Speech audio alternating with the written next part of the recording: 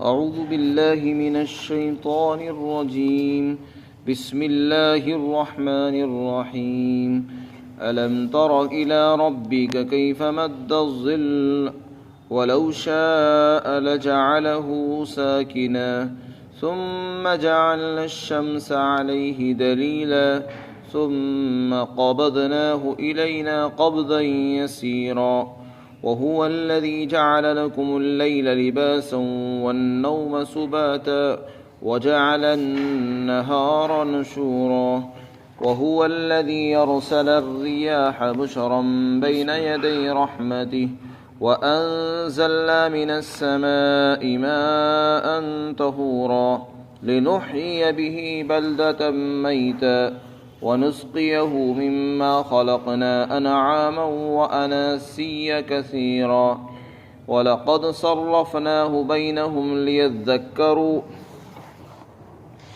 فأبى أكثر الناس إلا كفورا ولو شئنا لبعثنا في كل قرية نذيرا فلا تطع الكافرين وجاهدهم به جهادا كبيرا۔ اور کیا آپ اپنے پروردگار کو نہیں دیکھتے ہیں کہ اس نے سائے کو کیسے پھیلایا ہے، اور اگر اللہ چاہتا تو اس سائے کو ٹھہرا ہوا بنا دیتا، اور پھر ہم نے سورج کو اس سائے پر دلیل اور علامت مقرر فرمایا، اور پھر ہم ہی آہستہ آہستہ اس کو اپنی جانب سمیٹتے ہیں۔ اور اللہ وہی ہے جس نے تمہارے لیے رات کو پردہ بنایا ہے اور نیند کو آرام کی چیز بنایا اور دن کو پھیلنے کا وقت بنایا، اور اللہ وہ ہے جس نے ہواؤں کو خوشخبری بنا کر بھیجا ہے اپنی رحمت سے، اور ہم نے آسمان سے پاک کرنے والا پانی نازل فرمایا تاکہ ہم اس پانی کے ذریعے مردہ شہروں کو اور مردہ زمینوں کو زندہ کریں، اور ہم وہ پانی اپنی مخلوقات میں سے جانوروں کو، چوپاؤں کو اور بہت سے انسانوں کو پلاتے ہیں، اور ہم نے اس پانی کو تقسیم کر دیا ان کے درمیان تاکہ وہ نصیحت حاصل کریں، لیکن اکثر لوگ ناشکری ہی کرتے ہیں۔ اور اگر ہم چاہتے تو ہر بستی میں، ہر گاؤں کے اندر ایک ڈرانے والا بھیج دیتے، لہذا آپ کافروں کی بات نہ مانیے اور ان کے ساتھ خوب محنت کیجیے اور مجاہدہ کیجیے۔ اللہ تعالیٰ نے اپنی قدرت کی بہت سی نشانیاں یہاں پر ذکر فرمائی ہیں۔ اللہ رب العزت قادر مطلق ہے، اس کی طاقت کے برابر کوئی طاقت نہیں ہے، وہی خالق ہے، وہی معبود ہے، اور وہی سب کچھ ہے۔ اگر کوئی آدمی اللہ کو پہچاننا چاہتا ہے، اللہ کے ایک ہونے اور توحید کی دلیل معلوم کرنا چاہتا ہے، اللہ تعالیٰ نے اس کائنات کے اندر بے شمار دلیلیں پھیلا رکھی ہیں، نشانیاں ہیں اس کی۔ چنانچہ اللہ تعالیٰ فرماتے ہیں کہ دیکھو اے انسان، تم دھوپ اور سائے کو دیکھتے ہو، ہم نے سایہ بنایا، دھوپ بنائی، اور وہ سایہ اس کو پھیلانے کی طاقت بھی ہمارے ہی پاس ہے، اس کو اگر ہم سمیٹنا چاہیں تو سمیٹنے کی طاقت ہمارے پاس ہے۔ تم میں سے اگر کوئی یہ چاہے کہ میں سائے کو ختم کر دوں، کم کر دوں، نہیں کر سکتے، اس کو آپ مٹانا چاہو نہیں مٹا سکتے۔ یہ سایہ اللہ نے ایک ایسی چیز بنائی، اور اس کا پتہ کیسے چلتا ہے؟ جب دھوپ نکلتی ہے تو سایہ بھی آتا ہے، جب سورج نکلتا ہے، طلوع ہوتا ہے، تو ہر چیز کا سایہ مغرب کی طرف کو جاتا ہے اور لمبائی کے اندر پھیلا ہوا ہوتا ہے، اور جیسے جیسے سورج بلند ہوتا جاتا ہے اس کا سایہ سمٹتا جاتا ہے، یہاں تک کہ جب عین زوال کا وقت ہوتا ہے، نصف النہار کے وقت، ہر چیز کا سایہ بہت معمولی سا رہ جاتا ہے۔ پھر جیسے ہی سورج زوال کے بعد ڈھلنا شروع ہوتا ہے تو ہر چیز کا سایہ مشرق کی طرف کو یعنی پورب کی طرف کو بڑھنا شروع ہو جاتا ہے۔ جیسے صبح سورج نکلتے ہی ہر چیز کا سایہ مغرب کی طرف تھا، اور زوال کے بعد ہر چیز کا سایہ اب مشرق کی طرف کو شروع ہو جاتا ہے، یہاں تک کہ شام کے وقت وہ لمبائی کے اندر بہت زیادہ پھیل جاتا ہے۔ تو اللہ تعالیٰ فرماتے ہیں تمہیں تو سائے کا پتہ بھی نہیں تھا، سائے کی علامت ہم نے سورج کو بنایا، اس کی دھوپ کو بنایا، دھوپ نکلتی ہے تو سائے کا پتہ چلتا ہے، اور اگر دھوپ ہی نہ نکلے، سورج نہ ہو، تو سایہ کیا چیز ہے اس کا تمہیں بھی علم نہیں ہو سکتا۔ تو سایہ بھی اللہ کی قدرت کی نشانیوں میں سے ایک نشانی ہے۔ اگر کوئی آدمی اللہ کی طاقت کو پہچاننا چاہتا ہے تو وہ سائے کو ہی دیکھ لے، دھوپ اور سائے سے پہچان لے کہ اس کو ہم کم زیادہ کرتے رہتے ہیں، گھٹاتے بڑھاتے رہتے ہیں، اور یہ سب اس پر دلیل ہم نے سورج کو بنا دیا ہے۔ پھر فرمایا ہم اس کو آہستہ آہستہ سمیٹتے بھی رہتے ہیں۔ اگر کسی میں یہ طاقت ہے تو بتائے، لیکن کسی میں ایسی طاقت ہے نہیں، اس لیے اللہ کا ایک ہونا اسی سے سمجھ میں آ رہا ہے۔ یہ طاقت صرف اللہ کے پاس ہے، کسی اور کے پاس نہیں ہے۔ اس سے اللہ کا ایک ہونا اور اس کا قادر مطلق ہونا سمجھ میں آتا ہے۔ اسی طرح اللہ تعالیٰ فرماتے ہیں ہم نے رات بنائی، رات کو ہم نے آرام کی چیز بنایا ہے، لباس بنایا۔ لباس کسے کہتے ہیں؟ کپڑوں کو کہتے ہیں جس سے انسان اپنا بدن چھپاتا ہے، جس سے کوئی چیز چھپائی جاتی ہے اس کو لباس کہتے ہیں۔ تو جیسے لباس پہننے سے انسان کا سطر چھپ جاتا ہے، اس کا بدن چھپ جاتا ہے، سردی اور گرمی سے محفوظ ہو جاتا ہے، اسی طرح رات کو اللہ نے پردہ بنایا ہے، پردے کی چیز بنائی۔ انسان اس کے اندر چھپ جاتا ہے اور اپنی ضروریات پوری کرتا ہے، یہاں تک کہ وہ اگر سونا چاہتا ہے تو وہ سو جاتا ہے۔ تو رات کو اللہ نے اس کے لیے پردے کی چیز بنایا ہے۔ وہ کام جو دن کی روشنی میں نہیں انجام دیے جا سکتے وہ رات کے اندھیرے میں انجام دیے جاتے ہیں، تو اس کو اللہ تعالیٰ نے ایک پردے کی چیز یعنی چھپانے کی چیز بنایا ہے۔ وَالنَّوْمَ سُبَاتًا، اور ہم نے نیند کو آرام کی چیز بنایا۔ رات ہی میں اللہ نے نیند کو رکھا ہے۔ آدمی اگر آرام کرنا چاہتا ہے تو اس میں بہت آسانی کے ساتھ اس کو نیند آ جاتی ہے، اور اگر دن میں سونا بھی چاہے کوئی آدمی تو جلدی سے نیند نہیں آتی، اور اگر نیند لانا بھی چاہے تو اس کے لیے خوب انتظامات کرنے پڑتے ہیں۔ روشن دان بند کرے گا، کھڑکیاں بند کرے گا، دھوپ کہیں سے نہ آئے، روشنی نہ کہیں سے نہ آئے، رات کا ایک ماحول بنانا پڑتا ہے تب جا کے نیند آتی ہے۔ اور اللہ نے رات کو ایسا بنا دیا کہ اس میں خود بخود نیند آ جاتی ہے انسان کو۔ وَجَعَلَ النَّهَارَ نُشُورًا، اور دن کو ہم نے پھیلنے کی چیز بنا دیا۔ رات کو آرام کی چیز بنایا اور دن میں روزی تلاش کرنے کے لیے انسان پھیلتا ہے، ادھر ادھر جاتا ہے تاکہ اللہ کا رزق تلاش کرے۔ چنانچہ اللہ نے قرآن میں فرمایا، اور اللہ کی نشانیوں میں سے ایک نشانی یہ ہے کہ ہم نے رات اور دن بنائے۔ ہم نے تمہارے لیے رات کو سکون کی چیز بنایا، اس میں تم سکون حاصل کرتے ہو، اور دن میں تم اللہ کا فضل تلاش کرتے ہو۔ قرآن میں اللہ نے کئی جگہ پر یہ بات ارشاد فرمائی۔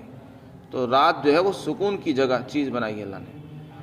دن بھر کا تھکا ہوا محنت مزدوری کر کے انسان ٹوٹ جاتا ہے اور تھک کر چور ہو جاتا ہے، اور رات اللہ نے ایک اتنی بڑی نعمت بنائی ہے، جیسے ہی وہ بستر پر لیٹتا ہے اور صبح کو اٹھتا ہے تو ایسا معلوم ہوتا ہے جیسے کہ نئی زندگی مل گئی۔ شام کی جو تھکان تھی وہ کہاں گئی؟ ختم، اس کا کچھ نہیں پتہ، احساس بھی نہیں ہوتا کہ ہم تھکے ہوئے تھے۔ تو اللہ نے رات کی نیند کو اور رات کو اتنی بڑی نعمت بنایا کہ اگر رات نہ ہو تو آدمی اگلے دن تیار نہیں ہو سکتا کام کرنے کے لیے، کیونکہ ایک دن میں جو انسان کے اوپر تھکاوٹ اور تھکان طاری ہو جاتی ہے، اگر نیند نہ ہوتی تو اگلے دن وہ کام ہی نہیں کر سکتا تھا، اگلے دن کے لیے وہ تیار ہی نہیں ہو سکتا ہے۔ تو رات اللہ نے اتنی بڑی دولت ہمیں عطا فرمائی ہے، اس میں ہمیں نیند عطا فرمائی، اس سے ہم جو ہے اگلے دن کے لیے تیار ہو جاتے ہیں۔ ہم جب صبح کو اٹھتے ہیں ایسا لگتا ہے کہ جیسے کہ ہمیں نئی زندگی اللہ نے عطا فرما دی۔ وَهُوَ الَّذِي أَرْسَلَ الرِّيَاحَ، چنانچہ حدیث شریف کے اندر بھی آتا ہے جب اللہ کے رسول سونے کے لیے تشریف لے جاتے تو یہ دعا پڑھتے، اللہم بسمک اموت و احیا، کہ اللہ میں تیرے ہی نام سے مرتا ہوں اور تیرے ہی نام سے میں زندہ ہوتا ہوں۔ نیند کو موت کی بہن کہا گیا ہے۔ جیسے انسان مر کر ختم ہو جاتا ہے اور گم ہو جاتا ہے، اسی طرح جب انسان سوتا ہے تو اس کی عقل کام نہیں کرتی اور اس کو کچھ پتہ نہیں ہوتا کہ میں کہاں ہوں۔ بہت سی مرتبہ انسان سوتا کا سوتا رہ جاتا ہے اور مر جاتا ہے، دوبارہ نہیں اٹھتا۔ اسی طرح نیند بھی موت کی بہن ہے۔ جب صبح کو اٹھتے ہیں تو اللہ کے رسول نے یہ دعا ارشاد فرمائی، الحمدللہ الذی احیانا بعد ما اماتنا والیہ النشور، اس میں خود تلقین ہے، تمام تعریف اس اللہ کے لیے جس نے ہمیں موت کے بعد زندگی دی۔ تو نیند جو رات کو ہم سوتے ہیں وہ بھی ایک طرح کی موت ہی ہے، ہمیں اللہ تعالیٰ موت عطا فرماتے ہیں، پھر صبح کو جب اٹھ جاتے ہیں اگر ہمارے لیے قسمت ہوتی ہے، مقدر ہوتا ہے، تو اللہ تعالیٰ دوبارہ ہماری آنکھیں کھول دیتے ہیں اور ہمیں ایک نئی زندگی ہمیں مل جاتی ہے۔ تو سو کر دوبارہ اٹھنا یہ بھی ایک نئی زندگی ہی ہے۔ آگے اللہ تعالیٰ اپنی قدرت کی نشانی ذکر کرتے ہوئے فرماتے ہیں جب بارش آتی ہے تو بارش کے ماحول، بارش کے آنے سے پہلے اللہ تعالیٰ بطور تمہید کے اور بطور تیاری کے لوگوں کو خوشخبری سنانے کے لیے کچھ ہوائیں بھیجتے ہیں۔ چنانچہ بھی بارش نہیں ہوتی لیکن بارش سے پہلے ایک ہوائیں چلنی شروع ہو جاتی ہے، ٹھنڈی ٹھنڈی ہوائیں چلتی ہیں۔ ایک انسان پیاسا ہے، گرمی سے پریشان ہے اور وہ بارش کا انتظار کر رہا ہو اور اس کو خوشخبری سنا دی جائے کہ دیکھو ٹھنڈی ٹھنڈی ہوا آ رہی ہے، ابھی تک بارش نہیں ہوئی، تو ان ہواؤں سے اس کو جو سکون ملتا ہے، راحت ملتی ہے، خوشخبری ہوتی ہے، وہ وہی بتا سکتا ہے جو بارش کا مشتاق ہوتا ہے اور دلدادہ ہے۔ جو آدمی بارش کا شوقین ہوگا، جس کو بارش کی طلب ہوتی ہے، جب وہ ہوائیں دیکھتا ہے تو اس کو الگ ہی خوشخبری اور الگ ہی خوشی محسوس ہوتی ہے۔ تو اللہ تعالیٰ فرماتے ہیں ہم نے جو بارش سے پہلے ہوائیں بھیجی، ہم ان کو خوشخبری بنا دیتے ہیں۔ خوشخبری کا مطلب انسان کو نعمت ملنے سے پہلے ہم خوشخبری دے رہے ہیں کہ بارش آنے والی ہے۔ وہ ہوائیں بارش کا پتہ دیتی ہیں اور اس بات کی علامت ہیں کہ اگر کوئی آدمی اپنا انتظام اور بچاؤ کرنا چاہتا ہے تو وہ بچاؤ کر لے۔ یہ اللہ کا کتنا بڑا انعام ہے، بارش سے پہلے اللہ تعالیٰ ہمیں اطلاع کر دیتے ہیں کہ دیکھو کوئی سامان تمہارا بھیگ نہ جائے، تم اگر اپنا بچاؤ کرنا چاہتے ہو تو اس کی تیاری پہلے سے کر لو۔ چنانچہ اسی عرصے کے اندر انسان اپنے سامان کو محفوظ کر لیتا ہے، اس کو ڈھانپ لیتا ہے، یہاں تک کہ جب بارش شروع ہو جاتی ہے وہ اس کا نقصان بچ جاتا ہے۔ اور اگر ایسا ہوتا ہے کہ نہ ہوائیں چلتی، نہ کوئی اطلاع ہوتی پہلے سے، اور اچانک سے پانی برسنا شروع ہو جاتا تو لوگوں کا بڑا نقصان ہو جاتا ہے۔ کسی نے اپنا سامان پھیلا رکھا ہے اور اس کو بارش اگر لگ جائے تو وہ نقصان ہو سکتا ہے۔ تو یہ اللہ کا بڑا انعام ہے کہ اللہ تعالیٰ بارش سے پہلے ہمیں اطلاع کر دیتے ہیں، بتا دیتے ہیں کہ بارش آنے والی ہے۔ چنانچہ اس کا ایک ماحول بن جاتا ہے، بادل آ جاتے ہیں، ہوائیں چلتی ہیں، ٹھنڈی ٹھنڈی ہوائیں چلتی ہیں۔ تو اللہ فرماتے ہم نے، اور اللہ وہ ہے جس نے ہواؤں کو بھیجا خوشخبری بنا کر اپنی رحمت سے۔ پھر آگے دوسرا انعام ذکر کیا کہ ہم نے آسمان سے پانی اتارا، اور پانی تو ایک الگ نعمت، اور پانی بھی کوئی معمولی نہیں، پانی جو خود بھی پاک ہے، دوسروں کو بھی پاک کرنے کی اس میں صلاحیت موجود ہے۔ جس کو آپ پاک کرنا چاہے وہ پاک کر دے گا، کپڑے ناپاک ہیں اس کو پاک کر دے گا، انسان کا بدن ناپاک ہو اس کو پاک کرنے کی اس میں صلاحیت ہے، یعنی ہر چیز کو پاک کرنے کی اللہ نے اس میں صلاحیت رکھی۔ پانی کیسی دولت ہے، اس سے انسان کپڑے بھی دھو سکتا ہے اور نہا بھی سکتا ہے اور اپنے تمام دوسری ضروریات بھی پوری کر سکتا ہے۔ یہ اللہ کی بڑی نعمت ہے۔ فرمایا لِنُحْيِيَ بِهِ بَلْدَةً مَيْتًا، ہم نے پانی جو اتارا ہے ایک تو پاک کرنے والا ہے، دوسرے ہم اس پانی سے مردہ زمینوں کو زندہ کرتے ہیں۔ جو شہر کے شہر ویران ہو گئے ہیں، بنجر ہو چکے ہیں، جن زمینوں کے اندر گھاس اور غلہ اور کھیتیاں اگانے کی صلاحیت نہیں رہی، پھل اور پھول پیدا نہیں کرتی، ہم بارش برساتے ہیں اور وہاں سے پھل اور پھول اگاتے ہیں۔ یہ اسی پانی کی بدولت ہوتا ہے۔ پانی ایک ہے اور اسی سے بے شمار پھل پھول پیدا ہوتے ہیں، مختلف رنگوں والے، مختلف ذائقوں والے، مختلف شکل و صورتوں والے پیڑ پودے نظر آتے ہیں۔ پھر آگے اللہ تعالیٰ فرماتے ہیں وَنُسْقِيَهُ مِمَّا خَلَقْنَا أَنْعَامًا وَأَنَاسِيَّ كَثِيرًا، پانی تو ایک ہی ہے، اس کے بہت سارے فائدے ہیں۔ وہ پانی پینے کی بھی کام آتا ہے، وہ پانی دھونے کی بھی کام آتا ہے، نہانے کی بھی کام آتا ہے۔ تو ہم وہ پانی اس لیے اتارتے تاکہ ہم وہ پانی پلائیں، اس پانی سے ہم سیراب کریں اپنی مخلوقات میں سے انسانوں کو بھی، جانوروں کو بھی، چوپاؤں کو بھی، پرندوں کو بھی، چنانچہ سب کو پانی ملتا ہے۔ بارش آتی ہے، تالاب بھر جاتے ہیں، ندی نالے اور بڑی بڑی نہریں، ان میں پانی جاری ہو جاتا ہے، یہاں تک کہ کھیتیاں بھی سیراب ہوتی ہیں، باغات بھی سیراب ہوتے ہیں، اور چوپائے جانور، انسان سب اپنی اپنی ضرورتیں پانی سے پوری کرتے ہیں۔ یہ اللہ کا بڑا انعام ہے۔ وَلَقَدْ صَرَّفْنَاهُ بَيْنَهُمْ لِيَذَّكَّرُوا، آگے فرمایا ہم نے پانی کو تقسیم کر دیا ہے۔ ہم پانی کو ایک ساتھ نہیں اتارتے، پورے سال کا ایک ہی وقت میں پانی نہیں نازل کرتے، ایک ہی وقت میں اتار دیتے تو وہ پانی سڑ جاتا، خراب ہو جاتا، اس میں بدبو پیدا ہو جاتی اور نہ کسی کے استعمال کے قابل رہتا۔ ہم کیا کرتے ہیں؟ تھوڑا تھوڑا اتارتے ہیں، کبھی اس علاقے میں پانی اتار دیا، کبھی اس علاقے میں، کبھی آج اس شہر میں بارش ہو رہی ہے، کل کو دوسرے شہر میں ہو رہی ہے، اور آج وہاں بارش ہے تو آج یہاں بارش ہے۔ تو اس طریقے سے ہم نے پانی کو بانٹ رکھا ہے، تقسیم کر رکھا ہے، تاکہ لوگ اس سے عبرت حاصل کریں، نصیحت حاصل کریں، اور ان کی طلب اور شوق بھی بڑھے۔ ہمارے شہر میں بارش نہیں ہو رہی، فلاں شہر میں ہو رہی ہے، لہذا ہمیں ضرورت زیادہ ہے، تو اس کے لیے انسان اللہ کی طرف متوجہ ہوتا ہے، تو اللہ تعالیٰ اس کو طالب بناتے ہیں۔ فَأَبَى أَكْثَرُ النَّاسِ إِلَّا كُفُورًا، لیکن اکثر لوگوں کا حال تو یہ ہے کہ وہ ناشکری کرتے ہیں۔ اتنے سارے انعامات کے باوجود اللہ کے پانی کو استعمال کرتے ہیں، اس سے زندگی حاصل کرتے ہیں، اس سے آنکھیں کھولتے ہیں۔ ہونا تو یہ چاہیے کہ اس کے سامنے جھک جائیں، اس کو اپنا معبود تسلیم کر لیں، لیکن بہت سے لوگ تو وہ ہیں جو کفر کی حد تک ناشکرے ہیں۔ ناشکری کے معنی آتے ہیں نعمت کا انکار کرنا۔ نعمت اللہ نے عطا فرمائی، کھاتے اسی کا ہے، پیتے بھی اسی کا ہی ہیں، پہنتے بھی اسی کا ہے، لیکن عبادت کسی اور کی کرتے ہیں، یہ ناشکری کفر کی حد تک پہنچی ہوئی ہے۔ تو یہ کافر انسان کرتا ہے۔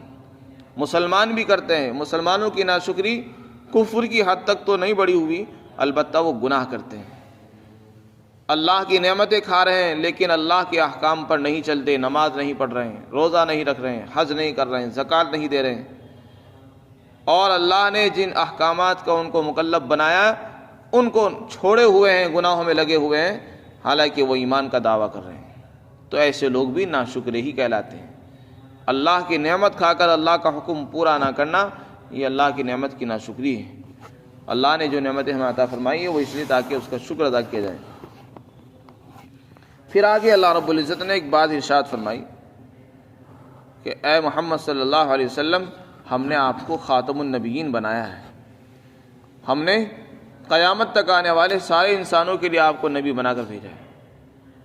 اگر ہم چاہتے تو آپ کا کام، آپ کا بوجھ ہلکا کر دیتے، اور ایسا کرتے آپ کو صرف مکہ والوں کے لیے نبی بنا دیتے، مکہ کے اطراف کچھ گاؤں ہیں ان کے لیے آپ کو نبی بنا کر بھیج دیا جاتا، اور آپ کا کام محدود ہو کر رہ جاتا، اور دوسرے بستیوں کے لیے، دوسرے شہروں کے لیے، ہر بستی گاؤں کے لیے ہم ایک الگ الگ نبی اور نذیر بنا دیتے۔ تو اس سے کیا ہوتا؟ آپ کا کام ہلکا ہو جاتا، بوجھ ہلکا ہو جاتا، لیکن ہم نے ایسا نہیں کیا۔